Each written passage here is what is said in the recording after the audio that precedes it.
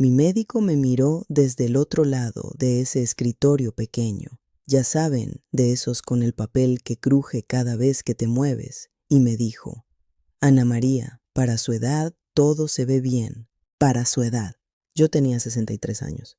Había criado a 6 hijos. Había trabajado turnos dobles en una fábrica durante años para que mi familia no sintiera el frío de lo que no teníamos. Había enterrado a un esposo, y ese hombre, lo bastante joven para ser mi hijo, me miraba como si fuera un milagro solo por seguir estando de pie. Para su edad, como si la vara se hubiera bajado silenciosamente mientras yo no miraba.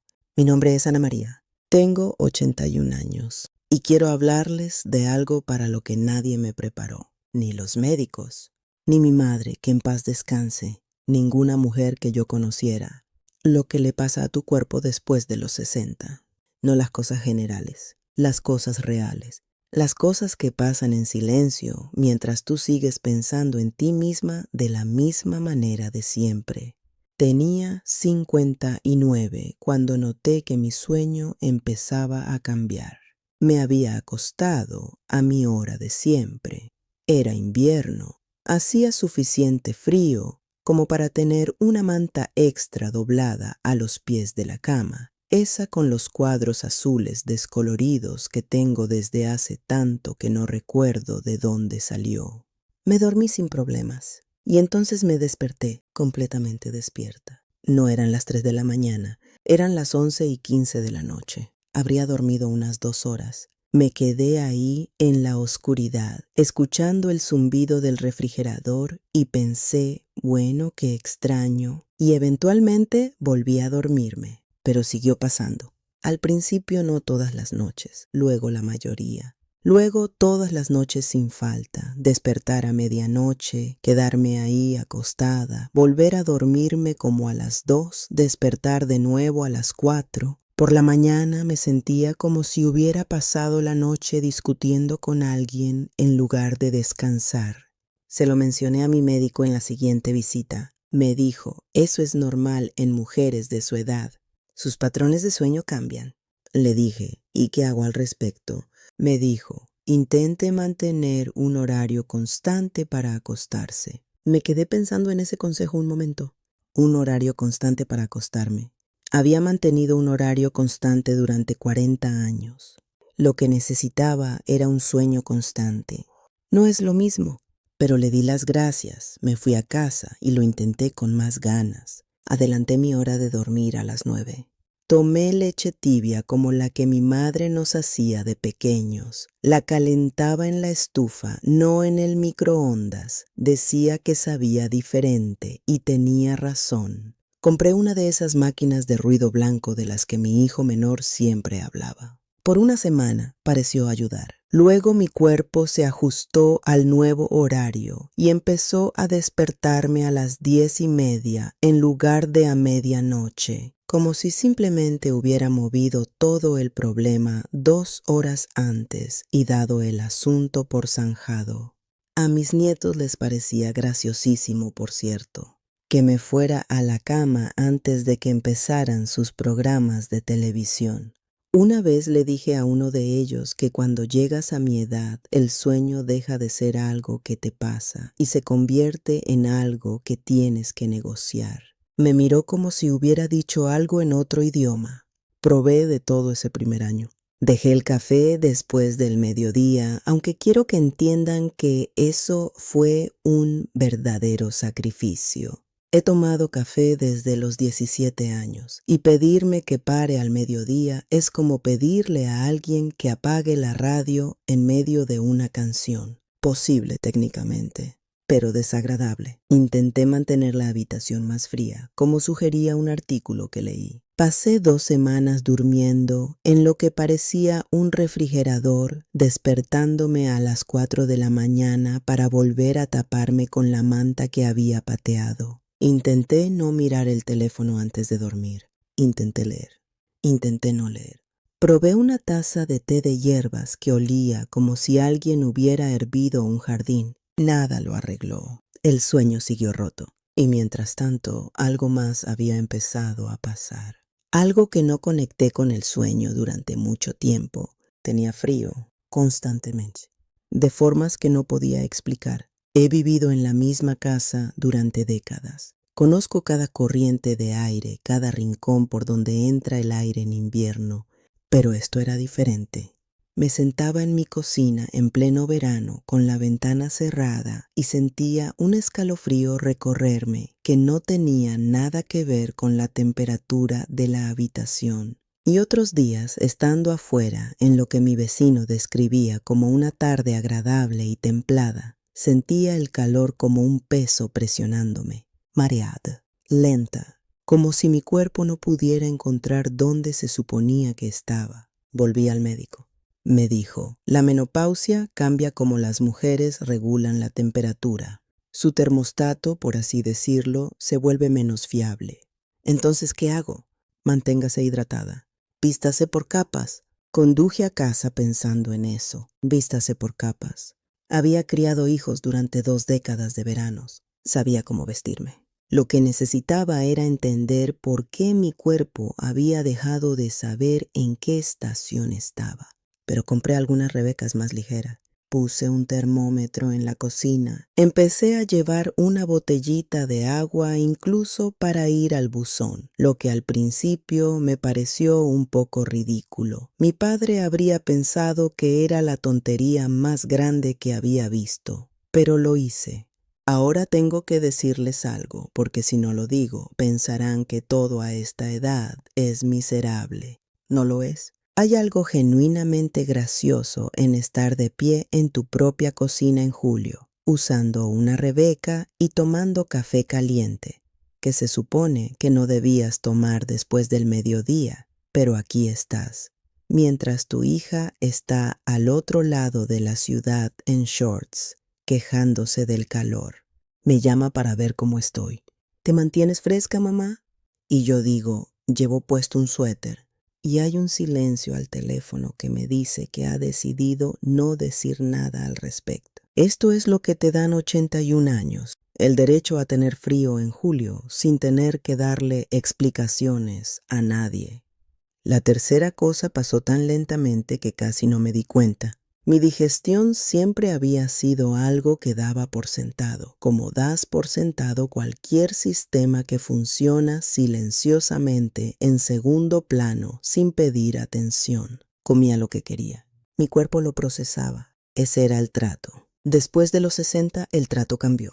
Primero fue solo que ciertos alimentos que había comido toda mi vida empezaron a sentarse pesados en el estómago, cosas que nunca me habían dado ni un momento de problema. Tenía un estómago de hierro, solía decir la gente. El hierro no se oxida. Aparentemente sí lo hace. A los 65 había aprendido por las malas que una comida grande por la noche significaba estar despierta a las 2 de la mañana con una incomodidad demasiado familiar y poco digna para describirla en detalle. Había comido igual durante 50 años. Mi cuerpo simplemente había decidido, sin consultarme, que se acabaron esos arreglos. Fui al médico por tercera vez. Me explicó que después de los 60, el sistema digestivo se ralentiza. Los músculos que mueven la comida a través de ti pierden fuerza y coordinación. El ácido estomacal disminuye. El intestino delgado se vuelve menos eficiente, absorbiendo lo que necesitas de la comida.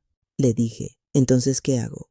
Me dijo, comidas más pequeñas, con más frecuencia. Tenga cuidado con las comidas altas en grasa. Pensé en mi madre, que había comido 3 comidas completas al día hasta la semana en que murió, y nunca pensó en nada de esto. Pero luego pensé, ella no hablaba mucho de su cuerpo. Ninguna de las mujeres con las que crecí lo hacía. Manejabas lo que había que manejar y no lo pregonabas. Quizás ella estaba manejando cosas de las que yo nunca supe. Empecé a comer diferente. Porciones más pequeñas, repartidas durante el día.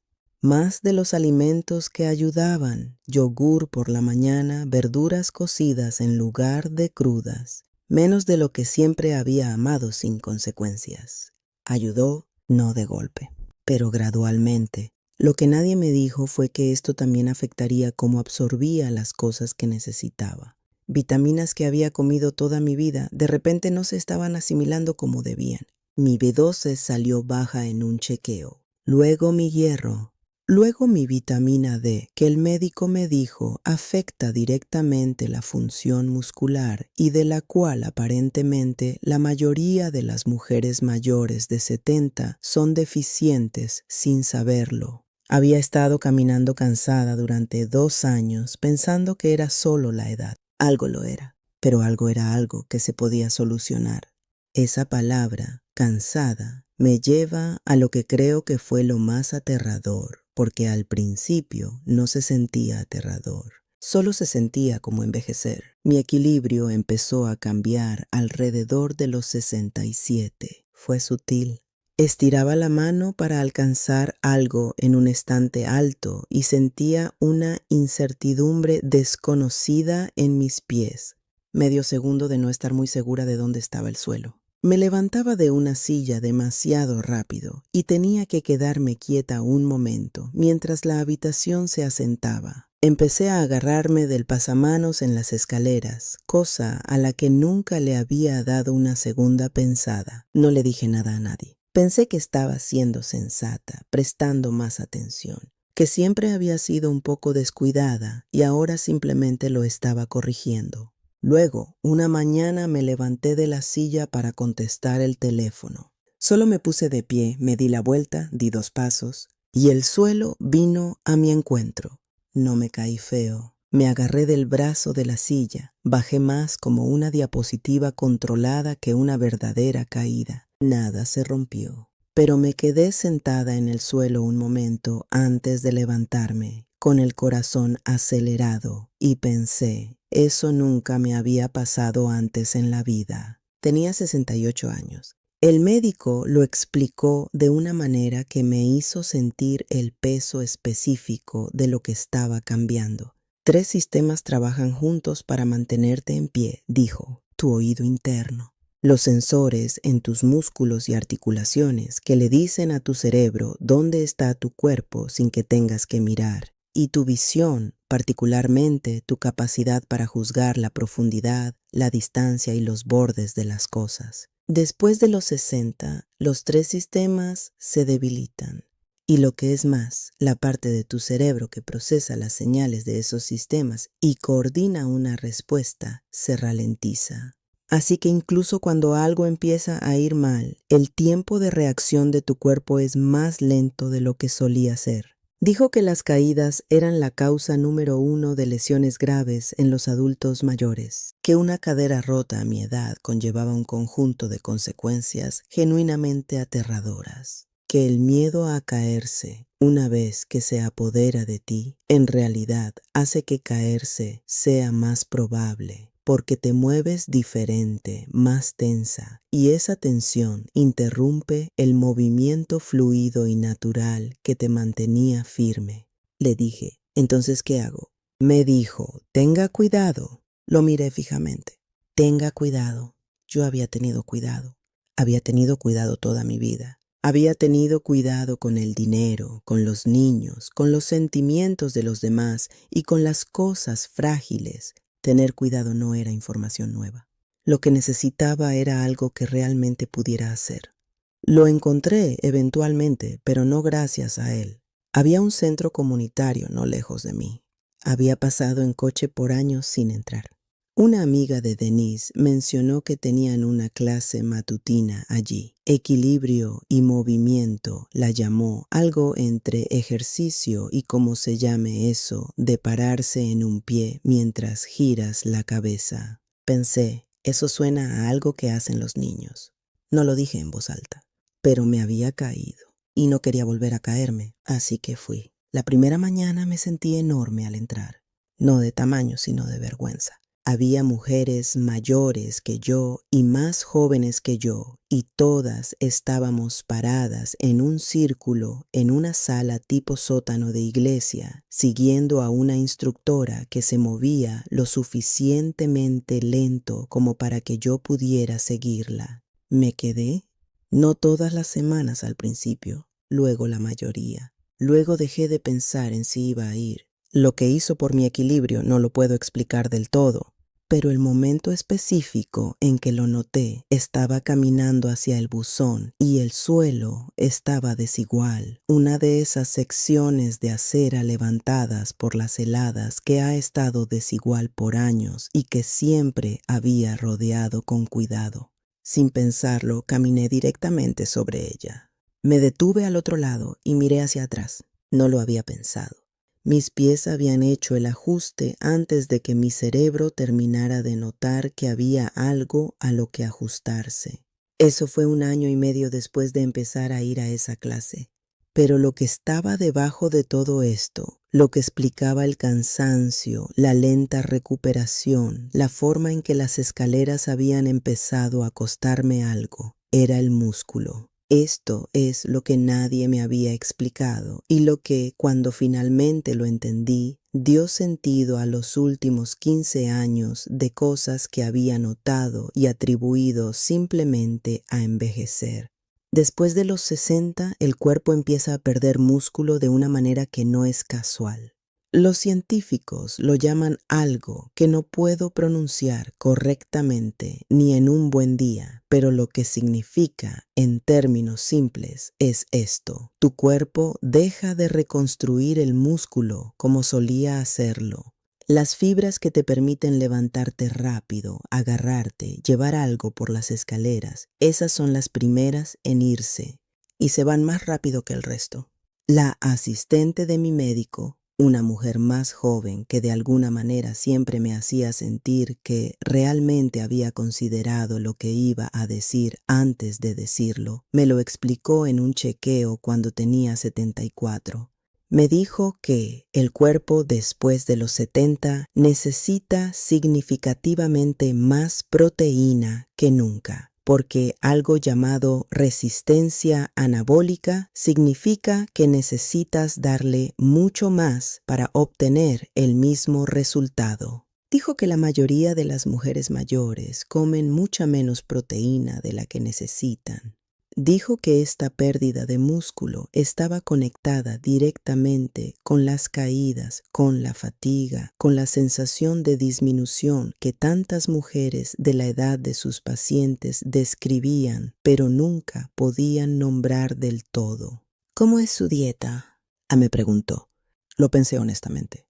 Había estado comiendo menos a medida que envejecía. En parte porque mi apetito había disminuido, en parte porque cocinar para una no inspiraba como cocinar para 6. Una tostada por la mañana, algo pequeño al almuerzo. No dijo nada dramático, solo explicó simplemente de qué necesitaba más y por qué.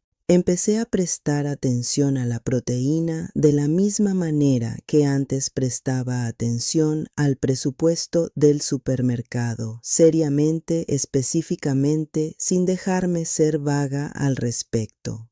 Huevos por la mañana, algo sustancioso al almuerzo, menos de los alimentos de relleno que había estado alcanzando sin pensar. Quiero tener cuidado aquí. No les voy a decir qué comer. Tengo 81 años y he aprendido que en el momento en que empiezas a decirle a la gente qué ponerse en la boca, dejan de escuchar todo lo demás que ibas a decir. Lo que les diré es lo que noté.